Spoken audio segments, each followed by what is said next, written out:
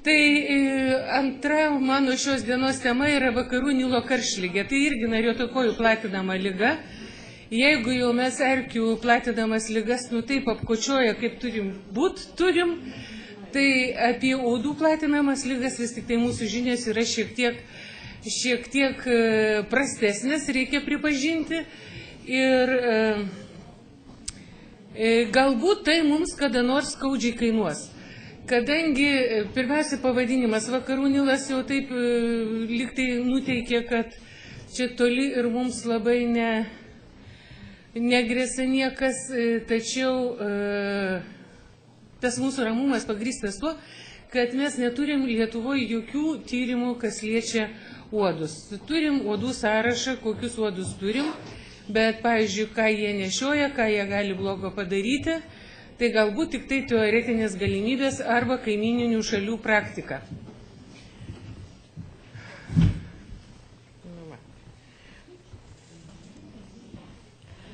Taigi vėl, metodinės rekomendacijos skirtos būtent vakarų Nilo karštligei buvo išleistos ES komisijos finansavimo dėka ir bandysiu vėlgi kiek galima per tokį laiką pristatyti šios zoonozės epidemiologiją ir visus kitus ją veikiančius faktorius.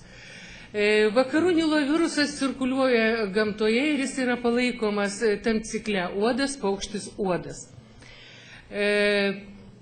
Pagrindiniai platintojai šito viruso yra Culex genties uodai, ypač Culex pipiens.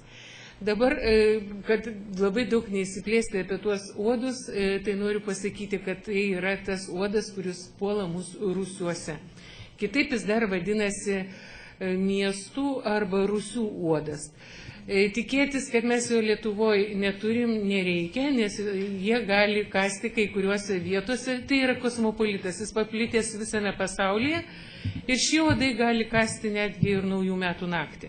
Kadangi jie įsikūrė yra Rusy, kalbėsim apie jų mėgstamas temperatūras, tai tuos temperatūros yra būtent tokios ir veisiasi jie non-stop.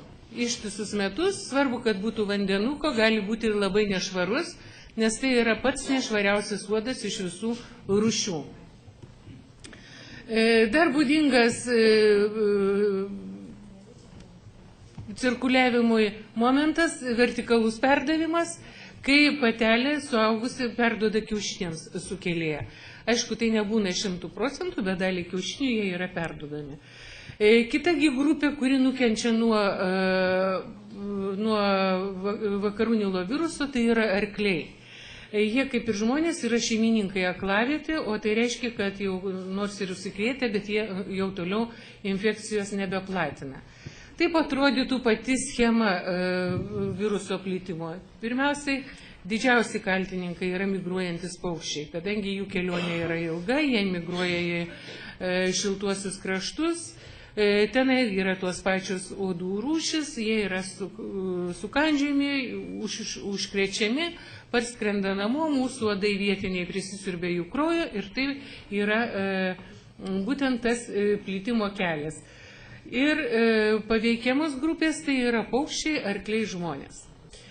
Pats virusas yra zoonozinis arbovirusas, dažniausiai žmonės užsikrečia per infekuoto uodo įkandimą.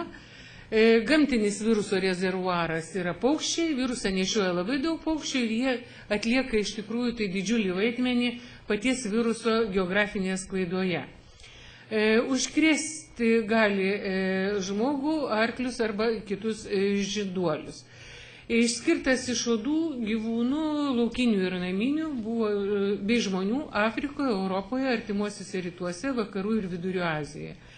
Žmonėms gali sukelti neurologinę ligą, jinai vadinama vakarų Nilo karštligė, kuri kartais gali baigtis ir mirtimi.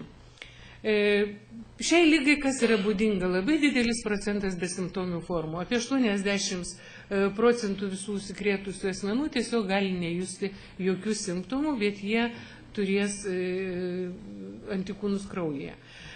Gali būti sunkios arklių lygos ir jų žūties priežastimi netgi.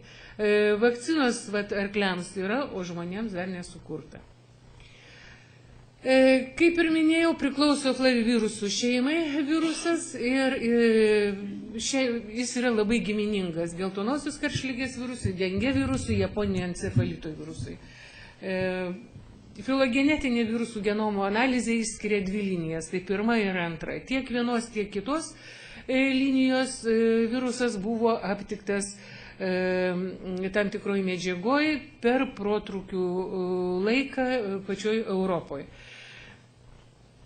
Aišku, platintojo dalyvavimo ligos plitimo procese lemia sezoniškumas, nes tai yra susijęs su uodais, su jų gyvenimo ciklu ir be jokios abejonės su jų gausa. Virusas uodo organizmo nepažeidžia, taip kaip Laimo ligos sukėlėjas erkė neturi jokių pojūčių blogų, tai lygiai taip pat ir uodas neserga, virusas jam absoliučiai nieko nedaro, jo organizme jokių pakitimų neatsiranda.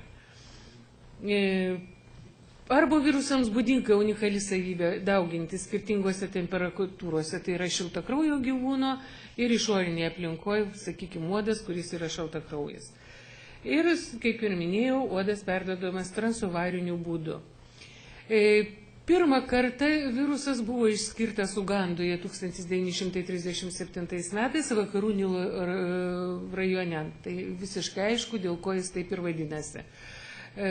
Paukščiams nustatytas Nilo deltos regione 1953 metais, o žmogaus lygos sukeltų šito viruso jau registruojamas įvairiausiose pasaulio šalyse apie 50 metų. 1999 metais virusas cirkuliavo Izraelyje ir Tunisijoje ir po to buvo importuotas į New Yorką. Sukėlė dramatišką protrūkį, virusas išplito visame Jungtinių Amerikos valstijų žemyne, tęsėsi pakankamai ilgai ir parodė, kad vis tik tai viruso patekimas už savo buvusių buveinių ir įsikūrimas kelia didelį pavojų visam pasauliui. Na, vyresnio amžiaus žmonės gal dar atsimena, iš tikrųjų rodydavo siužetus per žinias, kai krenta paukščiai, kai Amerikoje, ypatingai kapinėse, ir, žodžiu, tuo metu iš tikrųjų buvo tokia pakankamai didelė suirutė. Didžiausi protrukiai yra užregistruoti Graikijoje, Izraelyje, Rumunijoje, Rusijoje ir JAV. Protrukių vietos yra pagrindinių paukščių migracijos kelių ribose. Taip, tai mes turim žemėlapį, jis yra 13 metų Europos žemėlapis, kur buvo registruoti arba neregistruoti vakarų Nilo atvejai. Taigi, sezono metu Europos Sąjungoje buvo registruota 187 atvejai ir 464 atvejai kaimyninėse šalyse. Europos Sąjungoje Kroatijoje 11, Graikijoje 81, Italijoje 59, Vengrijoje 18, Rumunijoje 18. Ispanijoje buvo registruoti 2 arklių vakarų Nilo encefalito atvejai. Kalbant apie kaimyninę šalis, tai Bosnijoje ir Hercegovinoje 1 atvejis, Izraelyje 56, na ir Rusijoje buvo didžiulis protrūkis, ten 165 atvejai, o kitur yra pavieniai, na, Serbijoje 238. Šiaip jau protrūkių skaičius pradėjo didėti taip drastiškai nuo 2000 metų ir jūs galite matyti šalių sąrašą, kuriuose vyksta arba vyko buvo nustatyti protrūkiai. Uodai virusą įgyja maitindamiesi viremiškų paukščių krauju. Virusas patekęs į žarnų senelį, dauginasi daugelį vidinių audinių ir galiausiai atkeliauja į seilių liaukas. Tas procesas trūksta 10-14 dienų. Vėlgi priklauso nuo išorinės temperatūros, nes ypatingai temperatūra reguliuoja daugelį procesų ir tą santykį uodo ir sukėlėjo. Kartą infekuota uodo patelė išlieka potencialiai ir gali užkrėsti visą savo gyvenimą, gali perduoti virusą kiekvienam stuburiniui, kurio krauju maitinasi. Tik tai priklauso tiek nuo rūšies. Ar daug kartų siurbė tą kraują, ar vieną. Tai Culex pipens patelės siurbė kraują dažnai, tol kol negyva. Pagrindiniai, kaip ir sakiau, platintojai yra Culex pipens ir Culex modestus. Culex modestus yra labai svarbus platintojas drėgnose ir pelkinėse ekosistemose. Tai buvo Prancūzijos pietuose protrūkio metu, jis buvo atsakingas už visą sukeltą bėdą.